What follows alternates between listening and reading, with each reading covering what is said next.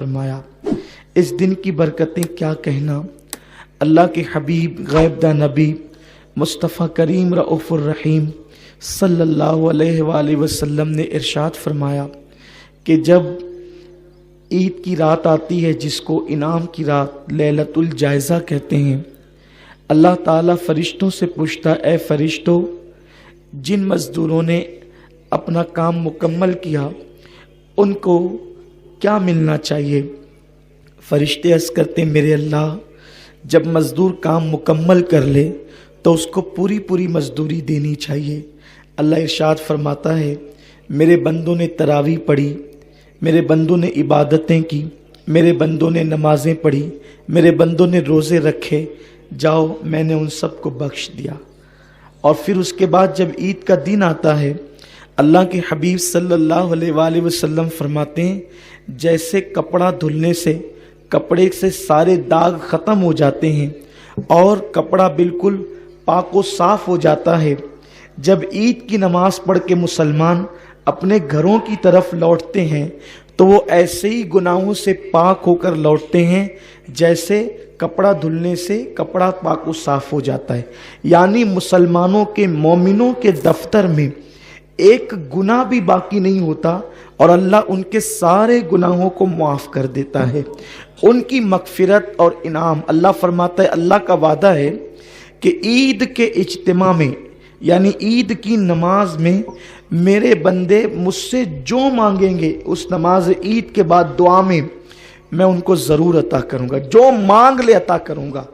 آج کا دن اتنا مبارک دن ہے، لیکن آپ کو یہ بات معلوم ہے کہ جب رمضان شریف آتا ہے تو شیاطین کو اللہ تعالیٰ جہنم میں قید کر دیتا ہے، اور جب شیاطین جہنم میں قید ہو جاتے ہیں تو عید کے دن ان کو پھر سے آزادی مل جاتی ہے۔ رمضان شریف کا چاند جیسے ہی ختم ہو کر عید کا چاند نظر آتا ہے تو ان کو آزادی مل جاتی ہے، جہنم سے وہ کھل جاتے ہیں۔ اور عید کی صبح کو وہ شیطانوں کا جو سب سے بڑا سردار ہوتا ہے وہ اپنے سر پہ خاک ڈالتا ہے، اس کے شاگرد اس سے کہتے ہیں، آقا تو اتنا پریشان کیوں ہے؟ تو وہ کہتا ہے، آج ابن آدم کو اللہ نے بخش دیا، سب کو معاف کر دیا، اللہ نے سب کو مغفرت کا پروانہ عطا کر دیا، نجات کا پروانہ عطا کر دیا۔ تو اس کے شاگرد کہتے ہیں، تو روتا کیوں ہے؟ تو ہمیں ڈیوٹی دے کے ہم کیا کریں؟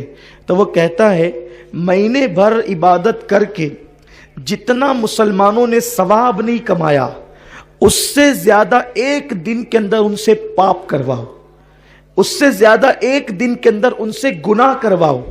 لے جاؤ کسی کو زنا کے اڈے پر، لے جاؤ کسی کو شراب کے اڈے پر، لے جاؤ کسی کو جوے کے اڈے پر، لے جاؤ کسی کو برائی کے اڈے پر، مہینے بھر تک کے یہ جتنے گناہوں سے محفوظ رہے ان سب کو جو ہے ایک دن کے اندر اتنے گناہ کرواؤ کہ اللہ پاک پھر سے ان سے ناراض ہو جائے۔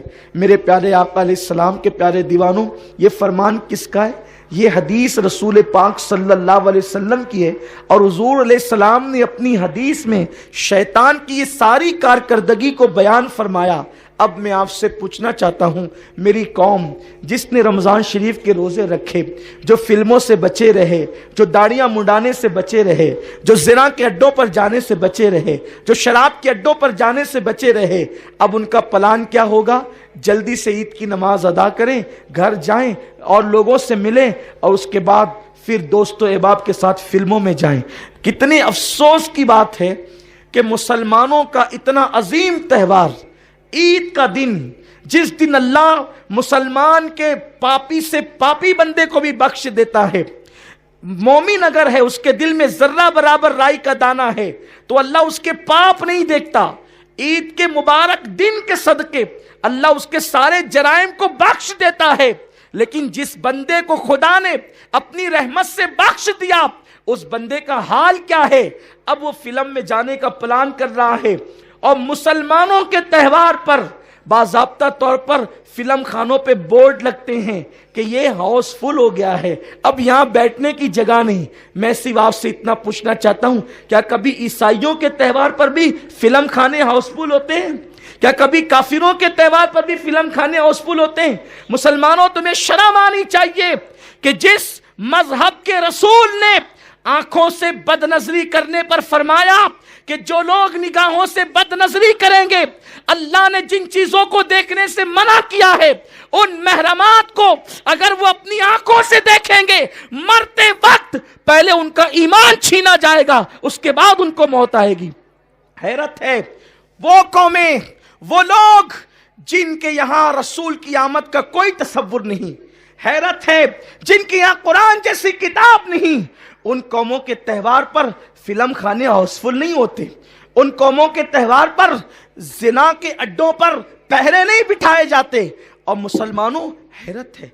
और फिर क्या वक्त आ गया है, हमारे नौजवान ऐसे निकलेंगे गुनाहों की तरफ।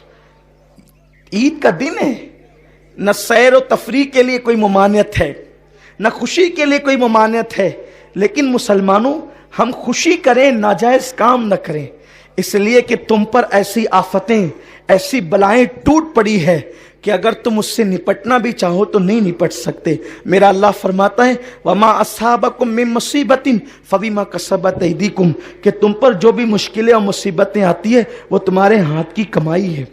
हमारा हाल ये है, जब तक के कमाए हुए पूरा पैसा मेरी कौम का नौजवान ख़त्म नहीं कर देता, उस वक्त तक वो ड्यूटी पर नहीं जाता और गुनाहों के अड्डों को आबाद करता रहता है। खुदारा, अपने बच्चों के मुस्तकबिल की फिक्र करो, अपने आप की फिक्र करो, अपनी औलाद की फिक्र करो। आप बताएं, अगर इस तरीके से फजूल खर्ची तुम करते रहे तो तुम अपने बच्चों की तालीम पर कब तवज्जो दोगे?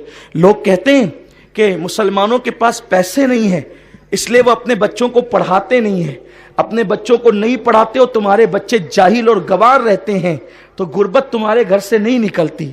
अगर एक शख्स अपने बच्चे को पढ़ाए, उसको तालीम हासिल करवाए, तो मैं आपको ये कहना चाहता हूँ, 10 साल अगर एक बंदा मेहनत करे अपने बच्चे को पढ़ाने पर, इंशाअल्लाह 10 साल के बाद उसकी गुर्बत का खात्मा हो जाएगा। क्योंकि जब बच्चा पढ़ लिख करके बड़ा होगा तो वो बच्चा जो है अपने माँ बाप की गुर्बत के दूर करने का जरिया बन जाएगा। लेकिन आज हमारा हाल ये है कि हम कहते हैं हम गरीब हैं, हमारे पास पैसे नहीं पढ़ाने के लिए। जिस कौम के पास पढ़ाने के लिए पैसे नहीं है, वो कौम का करोड़ों रुपया तो फिल्म खानों में जा रहा है, उस कौम का करोड़ों रुपया तो ज़िना के अड्डों पे जा रहा है, उस कौम का करोड़ों रुपया तो गुनाहों के अड्डों पे जा रहा है, उस कौम का करोड़ों रुपया तो शराब के ऊपर खर्च हो रहा है। आप कैसे कहते हैं हमारे पास पैसे नहीं है?